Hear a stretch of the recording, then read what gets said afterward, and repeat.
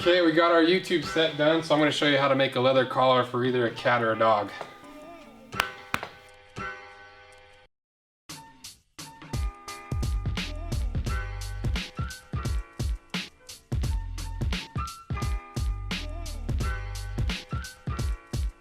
Alright, the tools we're going to use to make this collar are some scissors, something to scratch the pattern in, a hole punch, some wire cutters, a hard hammer, something to cut the leather, a rivet setter, and a soft hammer.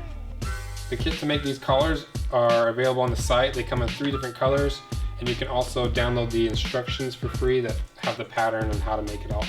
I'm going to show you how to make the dog collar, but the instructions for the cat collar are the exact same. So first thing you need to do is cut out the pattern.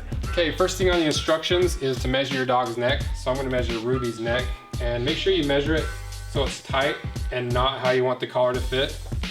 So Ruby is right at about 15 inches. Now add 8 inches to that, which is 23, and that's how long you need your strap to be. Okay, now you're gonna take the patterns that you cut out and trace them over your piece of leather. And you can tape these on, or you can just hold them on like I'm doing. And just make sure that you trace around the ends and then mark all the holes. Then take your other end, lay that down, and mark the ends. Mark all your rivet holes, and then mark where the buckle comes through. Now I'm going to cut my end pieces. I like to use this old Stanley knife. I just use utility blades, that way I don't have to sharpen anything ever.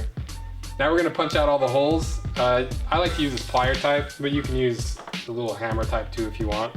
Make sure you use a hole punch that's big enough for your rivets to fit through, otherwise you're going to run into problems. You have to re-punch them all. Now I just have to cut a slit for the prong to fit through. We punched the holes, now we're just going to cut lines to connect those holes.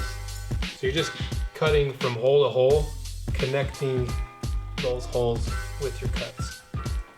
Now we're going to put the buckle on, and it's a smart idea to dry fit everything before you set the rivets. That way you know how it's all put together and you don't accidentally set a rivet you're not supposed to, or put the buckle on backwards. Now we need to set our rivet, and if you don't know how to set a copper rivet, click on this link for a how-to video. Okay, now slide on the ring, and then we'll set the other rivet. Okay, now that everything's together, just burnish the edges, and if you don't know how to burnish, just click on that link, and then once you're finished with all the edges, you're done.